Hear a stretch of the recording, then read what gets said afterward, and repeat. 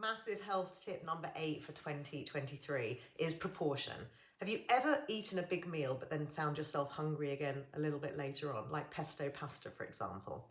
It's because it's lacking the protein, the fibre that keeps us full for longer. So we end up snacking and eating more. What I tell my clients is imagine your plate as a circle, cut it in half, fill half your plate, that's 2 fistfuls, with vegetables. Any vegetables, diversity, different colours is best, but plenty of vegetables to get those fibre and phytonutrients. Quarter of your plate should be protein. That might mean meat or poultry or pulses or eggs or cheese, tofu, nuts and seeds, tempeh, it's whatever it is for you, around a quarter of a plate. The other quarter can be your whole food carbs and your healthy fat. So it might be a sweet potato and an avocado.